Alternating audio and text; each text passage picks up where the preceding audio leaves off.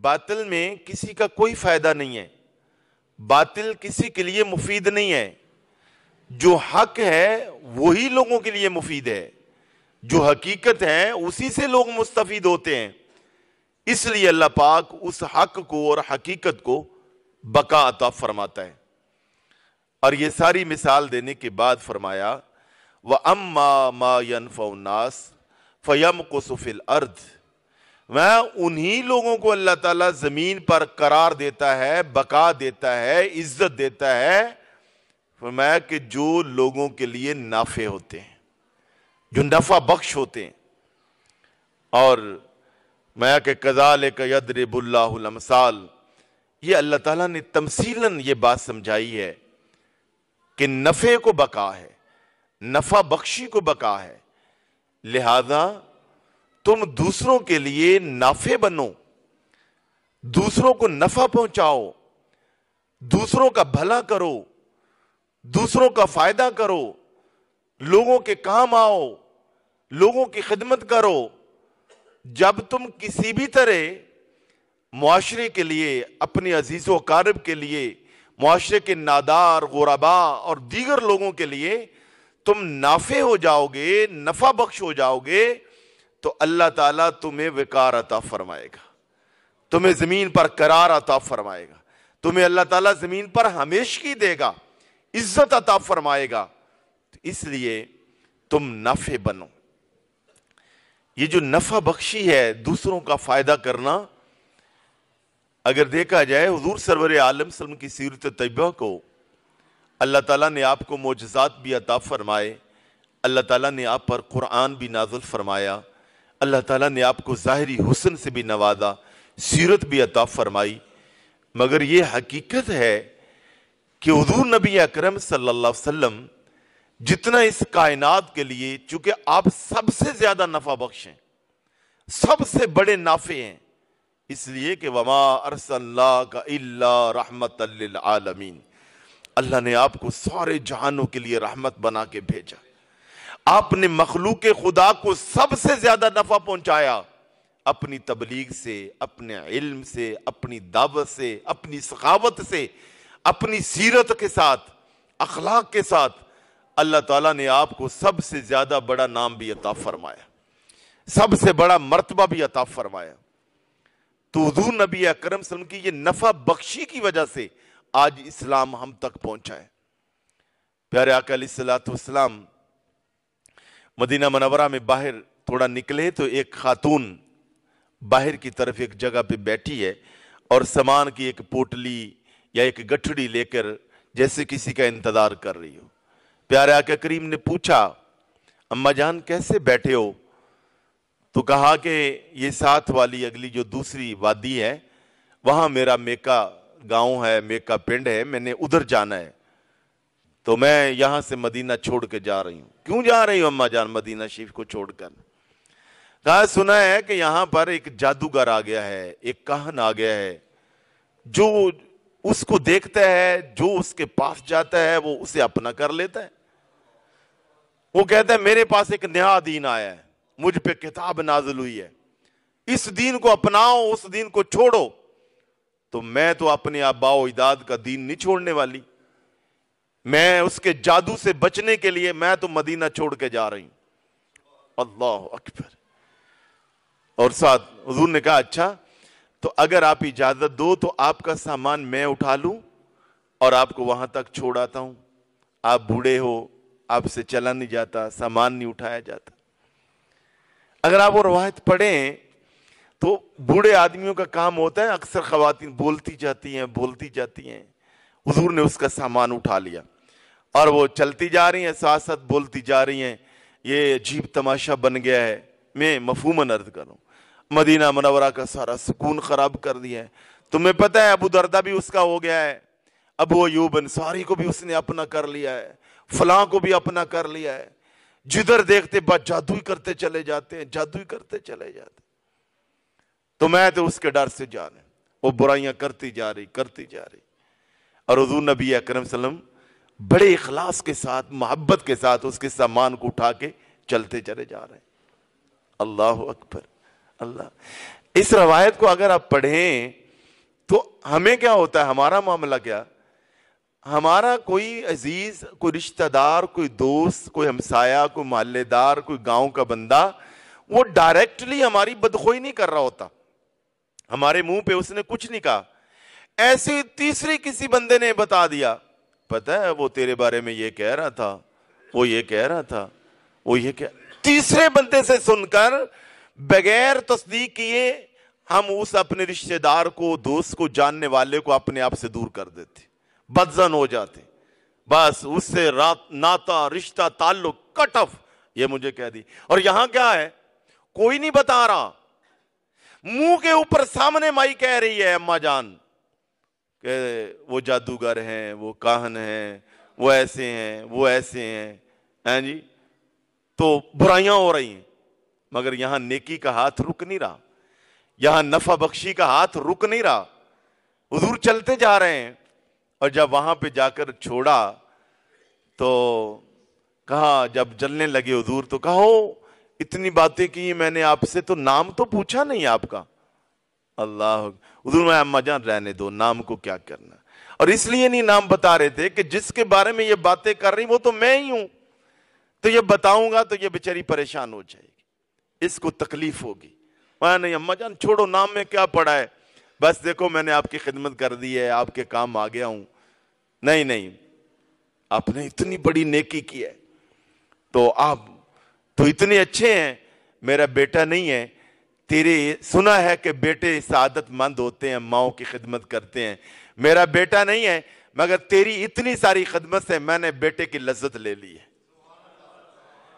سنا ہے بھائی اپنی بہنوں کا سہارا بنتے ہیں، میرا کوئی بھائی نہیں ہے اس دنیا میں، اللہ، مگر تیرے اس تعاون نے مجھے بھائی کی محبت کی چاشنی دے دی ہے۔ آئے ہائے ہائے، میرا خامد بھی نہیں ہے، میں بے آسرا بے سہارا تھی، مگر تیری صورت میں مجھے پتا چلا کہ سہارا کیا چیز ہوتی ہے۔ تو اتنا سعادت مند ہے، تو اتنا اچھا ہے کہ اپنی کوئی بات بھی نہیں کی، میں ہی باتیں کرتی گئی، اور میرا سامان ادھر یہ کیسے ہو سکتا ہے کہ میں آپ کا نام نہ پوچھوں، بتاؤ، بتانا پڑے گا۔ جب مائی نے اصرار کیا، اللہ اکبر، کہا اماں جان، وہ جس کے ڈر سے جا رہی ہو اور جس کی برائیاں کر رہی ہو، جسے کاہن اور جادوگر کہہ رہی ہو، وہ محمد میں ہی تو ہوں۔ سبحان، وہ محمد میں ہی تو، اللہ، وہ میں ہی تو، کیا اخلاق تھا، کیا میرے پیغمبر کا۔ اسی وقت سامان اٹھایا، کہا اچھا اگر وہ تم ہو تو کہا بیٹے پھر میرا سامان جہاں سے لے کے آؤ وہاں لے چلو، میں مدینہ چھوڑنے والی نہیں ہوں۔ سبحان، یہ کیا ہے، یہ نفع بخشی، یہ نفع بخشی، اس پیغمبر کا ہم نے کلمہ پڑھا ہے، آج کاٹ مار ہو رہی ہے ہر طرف، اور عجیب و غریب قسم کی تنہائیاں، اداسیاں، وحشتیں اس معاشرے میں پھیل رہی ہیں جو ایسے عظیم الشان نافع پیغمبر کا لوگ کلمہ پڑھنے والے۔ تو میرے بھائیوں، ہمیں بھی چاہیے ہم لوگوں کے لیے نافع ہو جائیں، نفع بخشی بہت بڑی چیز ہے۔ حضور نبی پاک صلی اللہ علیہ وسلم، اور یہ فطرت کا اصول ہے، نفع بخشی والے بندے کی بقا، یہ فطرتی اصول ہے۔ یہ دیکھو نا، پانی جب بہتا ہے تو فطرتاً اس کے اوپر جھاگ آتی ہے، جب پانی تھم جاتا ہے تو فطرتاً جھاگ جو ہے وہ ہوا اڑا دیتی ہے، کوئی سورج کی روشنی سے اڑ گئی تو باقی کیا رہ جاتا ہے، پانی، پانی۔ اللہ اکبر، کیوں؟ وہ نفع بخش ہے، اسے باقی رکھا۔ یہ دو مثالیں دے کر اللہ پاک نے یہ سمجھایا کہ اگر تم بھی اس دنیا میں کامیابی چاہتے ہو، تم بھی اگر یہاں ہمیشگی چاہتے ہو، تم بھی چاہتے ہو کہ ہم ویلیویبل بن جائیں، ہماری قدر و قیمت ہو جائے، جیسے پانی کی قدر و قیمت ہے، جیسے سونے اور چاندی کی قدر و قیمت ہے، تم بھی اس طرح قیمتی بننا چاہتے ہو تو مخلوق خدا کے لیے نفع بخش بن جاؤ، مخلوق خدا کے لیے نفع بخش بن۔ جھاگ کا کوئی نام نہیں ہے، نام و نشان نہیں ہے، کوئی سنبھال کے نہیں رکھتا، اور یہ فطرت کا اصول بتا دیا۔ اور حقیقتاً فطرت کو اگر آپ اور ذرا قریب ہو کے پڑھیں، ہر وہ چیز جو نفع دیتی ہے، جب تک نفع دیتی رہتی ہے وہ اپنی اصلی حالت میں قائم رہتی ہے، اس کی زندگی، اس کی قدر و قیمت قائم رہتی ہے۔ پیر کرم علی شاہ صاحب نے بہت اچھی ایک مثال دی اس آیت کی تفسیر کرتے ہوئے. کہا تم بہترین گلدستہ خرید کے لاتے ہو, اپنے بیڈ روم میں سجاتے ہو, ڈرائنگ روم میں سجاتے ہو, یا اپنی محفل میں سجاتے ہو, اور تم اسے کتنا سنبھال کے رکھتے ہو, اور پیسہ بھی لگایا, اسے سجاوٹ کی چیز بنا کے سنبھال کے رکھا.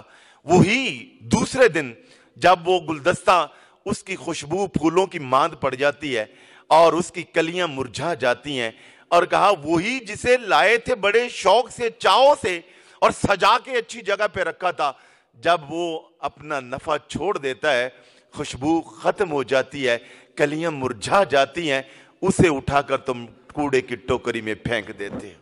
کیوں کہ وہ نفع بخش نہیں رہا.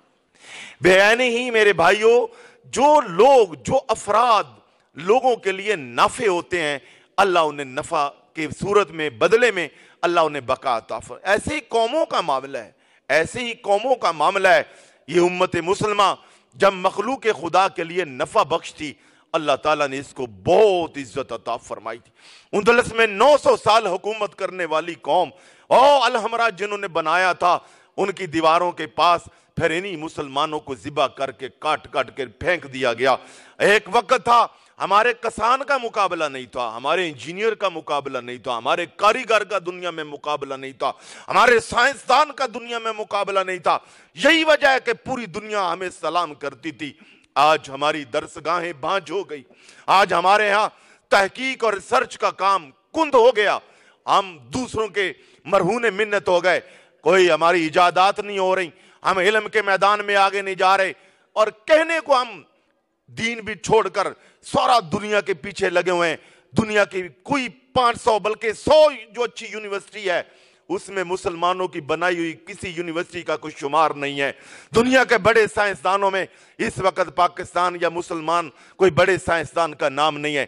اس وقت اس زمانے میں 21ویں صدی کی جتنی بڑی بڑی ایجادات ہیں, ہمارا اس میں کیا حصہ ہے؟ ہمارا کیا حصہ ہے؟ اور جب ہم مخلوق خدا کو نفع نہیں پہنچائیں گے تو ہم آپ پڑھیے بنی اسرائیل کو, جن کے بارے میں قرآن نے کہا وَإِنِّي فَضَّلْتُكُمْ عَلَى الْعَالَمِينَ. قرآن کہتا ہے کہ ہم نے بنی اسرائیل کو اس وقت سارے جہانوں پر فضیلت دی.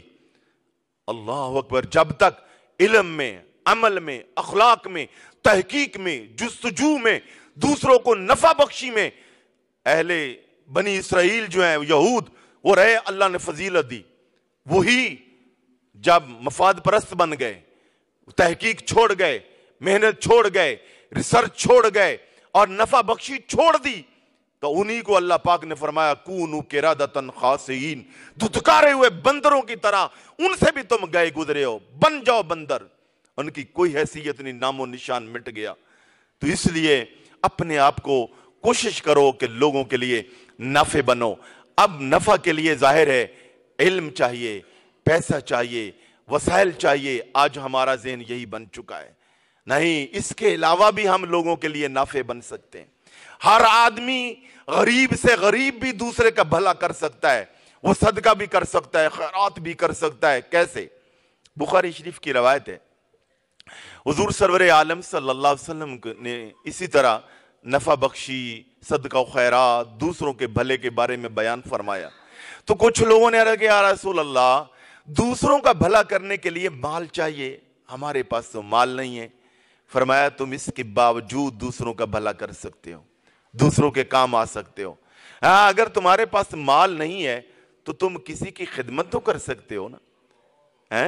محلے کی سطح پہ دیکھو کہ کتنی ایسے ضعیف لوگ ہیں, کتنی بیوہ ہیں, کتنے ایسے لوگ ہیں بیمار جن کے پاس پیسہ ہے, کوئی دوائی لا کے دینے والا نہیں ہے, جنہیں کوئی ہاسپٹل لے کر جانے والا نہیں ہے, جن کی کوئی رپورٹس کروانے والا نہیں ہے, جن کی کوئی باقاعدہ تیمارداری کرنے والا نہیں ہے. ایسے کتنی لوگ ہیں کہ جن کو آپ تھوڑا سا ان کو سہارا دے دیں تو وہ کھڑے ہو سکتے ہیں. آپ ان کے لیے کوئی تھوڑا سا ایسا عمل کریں تو گویا آپ نے پیسہ خرچ نہیں کیا, عملی طور پر خدمت کر دی.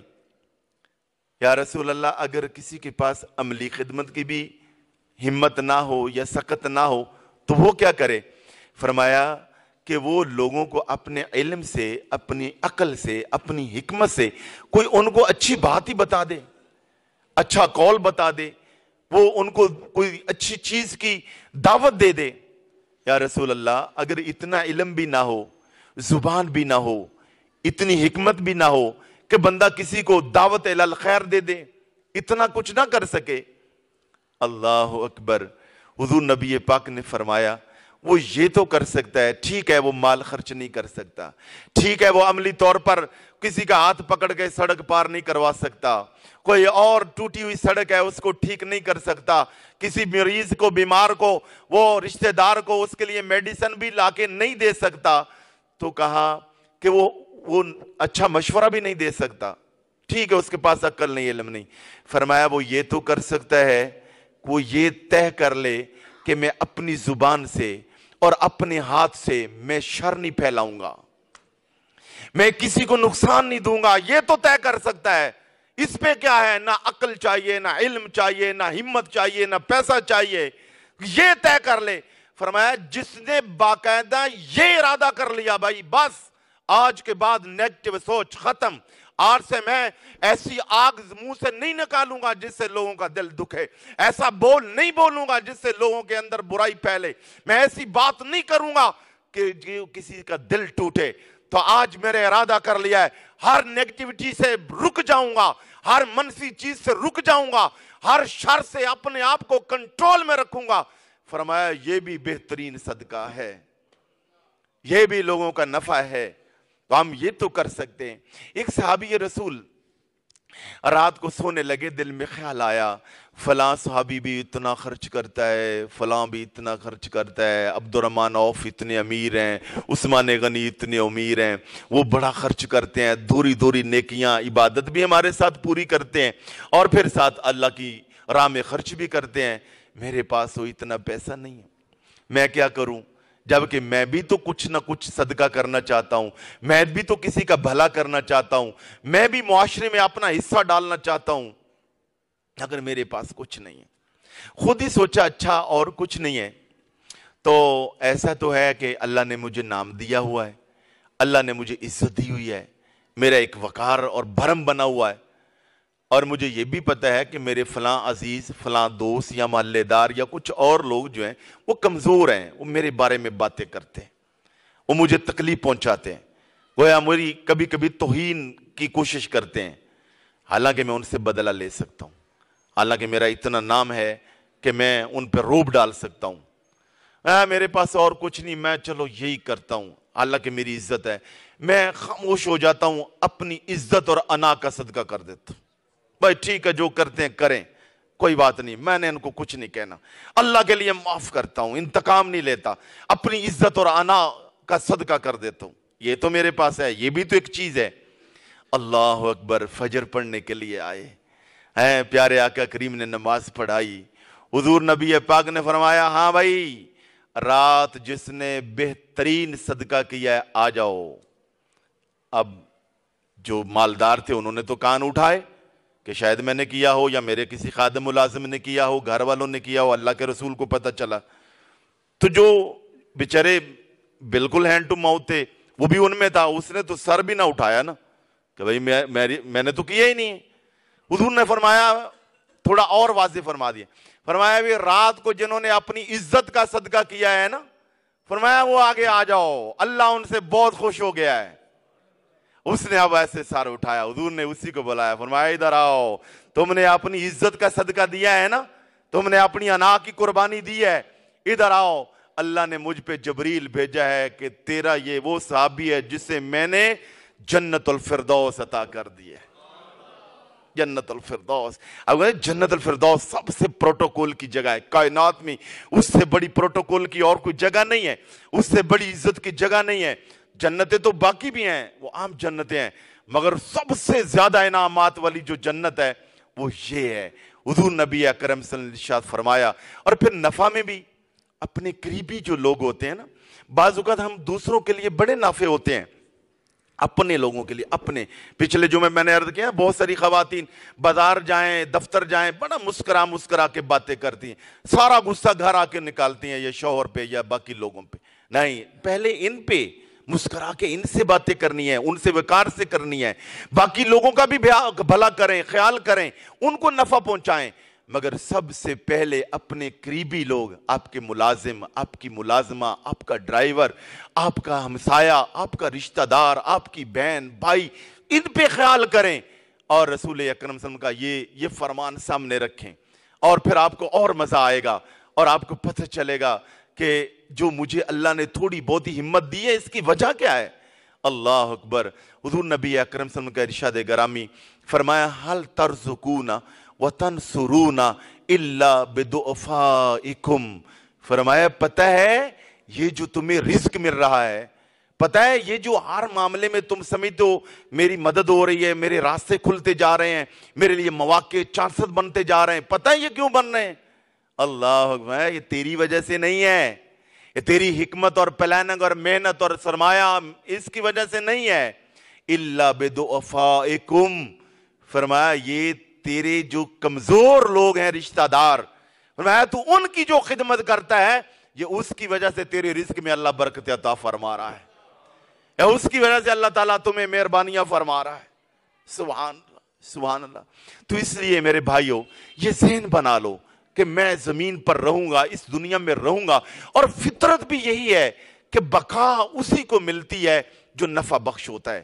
تو آج سے یہ ذہن بنائیں کہ ہم نفع بخش بنیں گے اپنے معاشرے کے لیے، اور طلباء کے لیے میں گزارش کروں گا، اسٹوڈنٹس کے لیے گزارش کروں گا، ہر بندے کے لیے، تاجر کو اتنا محنت کرنی چاہیے کہ دوسروں کے لیے راہیں کھولے، کسان کو کھولنی چاہیے، اور پڑھنے والے پڑھانے والے ایک محنتی قوم، نفع بخش قوم بننے کا ہمیں عزم اور ارادہ کرنا چاہیے۔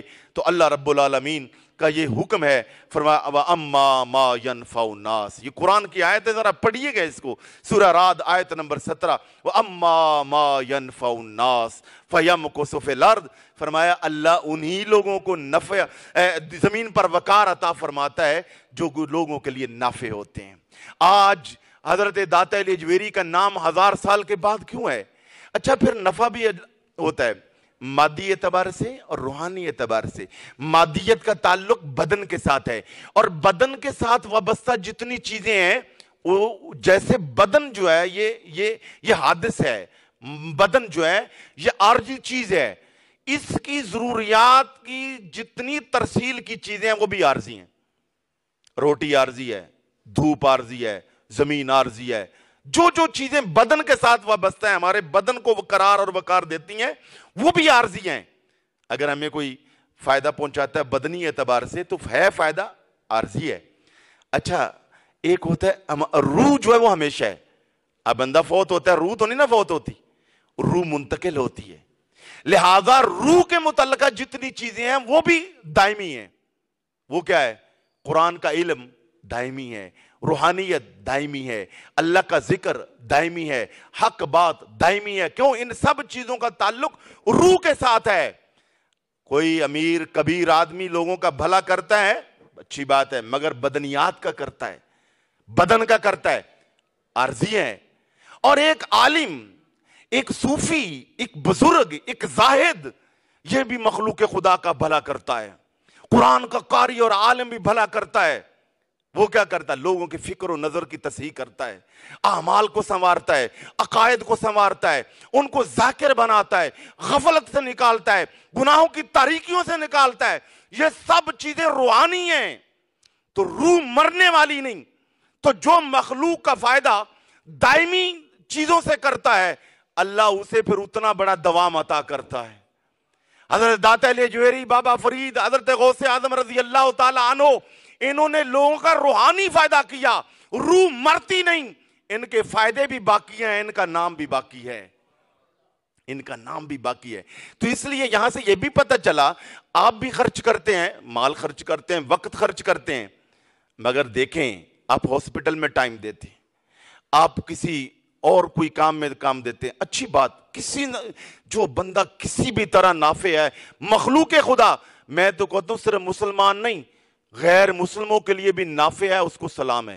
اچھا انسان ہی نہیں، کتے اور بلیوں کے لیے نافع ہے، اللہ اسے بھی جنت عطا فرماتا ہے۔